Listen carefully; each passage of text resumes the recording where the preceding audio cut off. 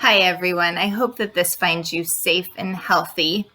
And you knew if it went on for very long that I would probably get roped into doing one of these devotionals at some point. So here I am. And I'm going to pick up more or less where Pastor Cameron left off. We're going to start in Luke chapter 24.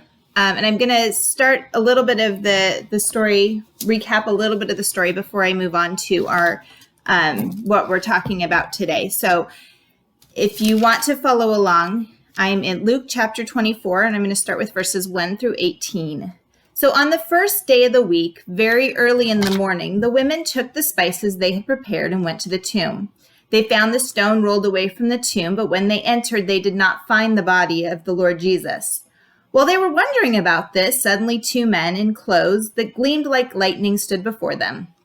In their fright, the women bowed down with their faces to the ground, but the men said to them, "Why do you look for the living among the dead? He is not here. He is risen. Remember how he told you while he was still with you in Galilee, the Son of Man must be delivered into the hands of sinful men to be crucified and on the third day be raised again." Then they remembered his words. When they came back to the tomb, they told all these things to the 11 and to all the others. It was Mary Magdalene, Joanna, Mary, mother of James, and the others with us to the apostles. But they did not believe the women because their words seemed to them like nonsense. Peter, however, got up and ran to the tomb. Bending over, he saw the strips of linen lying by themselves, and he went away wondering to himself what had happened. Now that same day, two of them were going to a village called Emmaus, about 7 miles from Jerusalem. They were talking with each other about everything that had happened. As they talked and discussed these things with each other, Jesus himself came up and walked along with them, but they were kept from recognizing him. He asked them, what are you discussing together as you walk along?" They stood still, their faces downcast.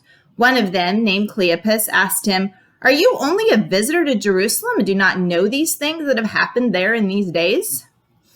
So I assume at this point you know where I'm going with this. We're going to talk about the story of the two disciples walking on the road to Emmaus who saw Jesus and didn't recognize him. And the biggest question that is always asked about this story is, who are these two disciples? We don't know anything about him. We know one is named Cleopas, and maybe he's mentioned one other time in scripture, and maybe this is his only mention. We're not really sure. And the other disciple, we don't know who it is. We know who it's not. We know it's not one of the 11 because it tells us later that they go and they meet the other 11. So we know it's not the 11. There's some speculation that maybe it's Luke and he just doesn't name himself in the story. But given that Luke is a Greek Gentile, I'm not really sure why he would have been in Jerusalem for the Passover, and that doesn't really make a lot of sense to me. There's another theory that kind of holds a little bit more weight with me, that it seems like it's maybe a little bit more of a possibility, and that is if you look at John chapter 19, verse 25, it tells us that near the cross of Jesus stood his mother's sister, Mary, the wife of Clopas, and Mary Magdalene. Well, Cleopas and Clopas are about as similar in Greek as they are in English. So there's some speculation that that might be the same person, that it's just spelled wrong, or that Luke, a Greek, spelled it differently than John, a Jew, which certainly seems like if you've ever been to Starbucks and ordered anything, that it's very possible that that's the same person, because heaven knows that two different people can spell things completely differently. But so that's one option, is that maybe this is Cleopas and his wife returning to their home. There are a couple of things we know. We know that they probably lived together because at the end of the story, they invite Jesus to come home with them and to partake of a meal with them and to stay with them. And certainly seems like that's one location. And it also kind of makes sense if this wife of Cleopas was a relative of Mary's, and we know that Luke interviewed Mary, then maybe that would explain why Luke is the only one that has a lot of details about this story, if he heard it from Mary, who heard it from her relative. But ultimately, the most asked question about this story doesn't matter. It really makes no difference who these people were, other than that they were disciples of Jesus. And they probably weren't the who's who of the New Testament. They probably weren't the big names that you think of. They weren't the disciples. These were two believers who were puzzled and confused, and Jesus met them on the road to Emmaus and answered the questions they didn't even know they had. So also another thing that's often thought of is that perhaps there's no name to the other person because it invites us, any believer throughout history, to put ourselves into the story, to think of ourselves as the person on the road to Emmaus who is meeting Jesus, and do we recognize him? So that's the question that we're going to ask as we continue to read this story is do we recognize Jesus, and do we know how to recognize Jesus? So let's keep reading. We're going to pick up on 15 again. As they talked and discussed these things with each other, Jesus himself came up and walked along with them, but they were kept from recognizing him. He asked them, "What are you discussing together as you walk along?" They stood still, their faces downcast. One of them, named Cleopas, asked him, "Are you only a visitor to Jerusalem and do not know the things that happened there in these days?" "What things?" he asked. "About Jesus of Nazareth," he replied. "He was a prophet, powerful in word and deed before God and all the people. The chief priests and our rulers handed him over to be sentenced to death, and they crucified him. But we had hoped that he was the one who was going to redeem Israel. And what is more, it is the third day since all this took place. In addition, some of our women amazed us. They went to the tomb early this morning, but they didn't find his body. They came and told us that they had seen a vision of angels who said he was alive. Then some of our companions went to the tomb and found it just as the women had said, but him they did not see." Now, this is a very interesting interaction because obviously Jesus knows exactly what happened, and these disciples that he's walking with don't recognize him. And it's the end of Passover, where Jews were commanded to go to Jerusalem. So virtually all of the Jews who could possibly make the trek would have been in Jerusalem at this time, and probably would have been leaving Jerusalem at the end of Passover.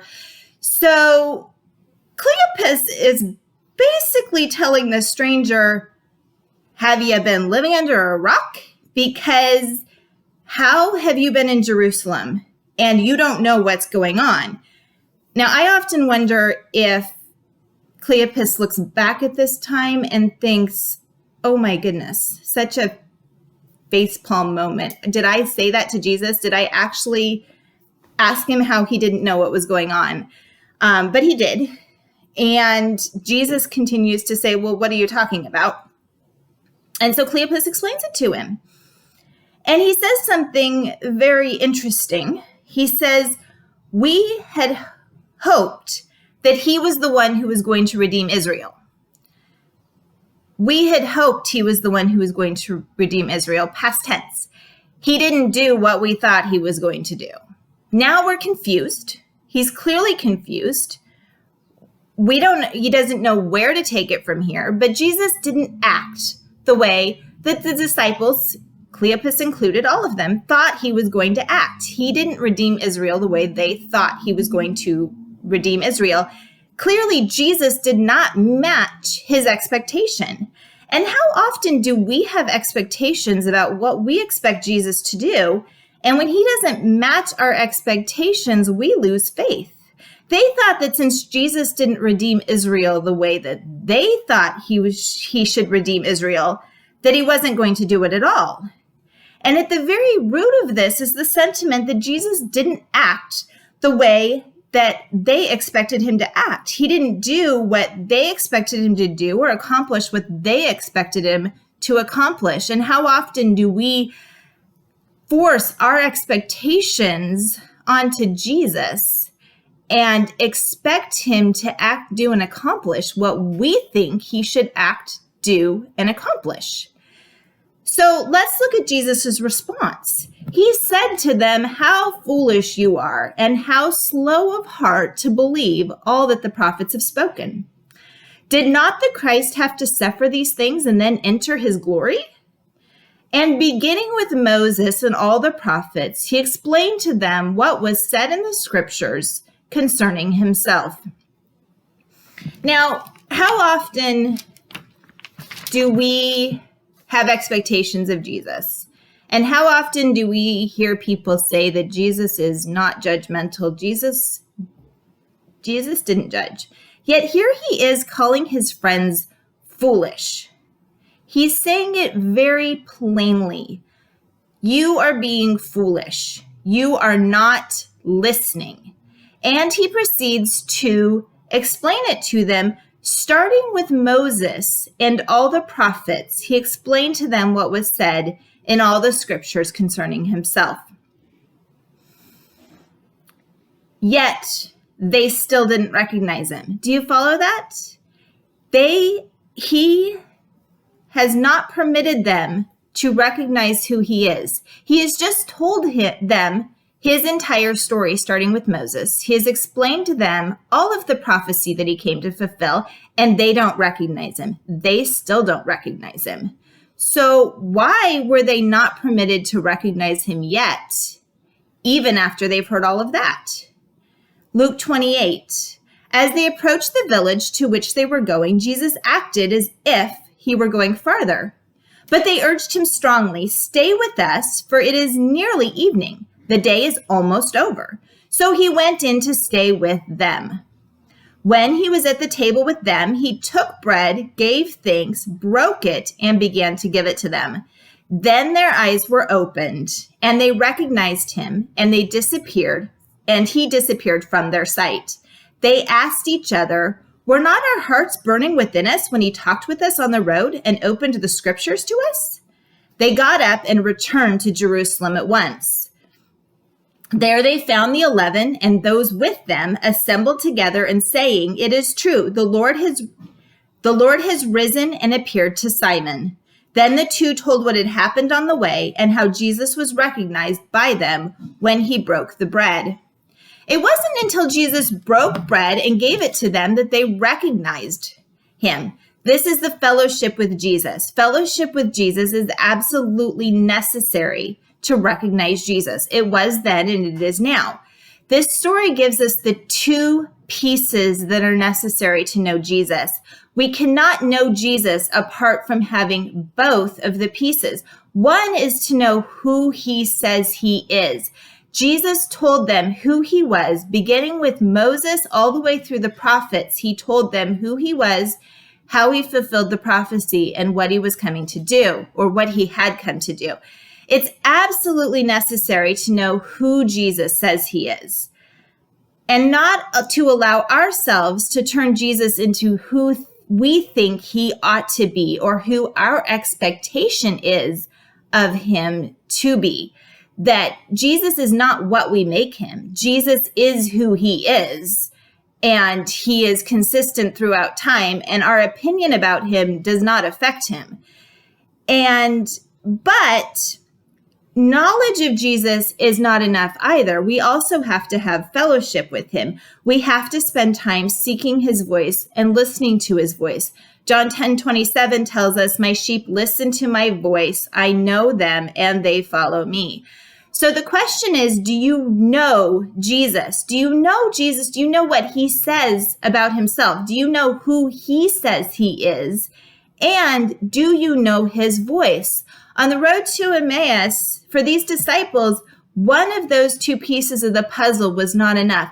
Jesus did not reveal himself to them until they had both pieces of that puzzle. They had to know who he said he was, and they had to have fellowship with him. So I think the same thing is true today. We cannot take one piece and say that we know Jesus or that we know about Jesus. If we want to know who he is, we need to have both pieces of the puzzle. We need to know who he says he is, and we need to be in fellowship with him, listening to him, learning from him, and in communion with him. So again, I hope this message finds you healthy and safe today. And if you need anything, please call and let us know if you need a trip to the grocery store or anything else. We love you all, and we are thinking about you and praying for you.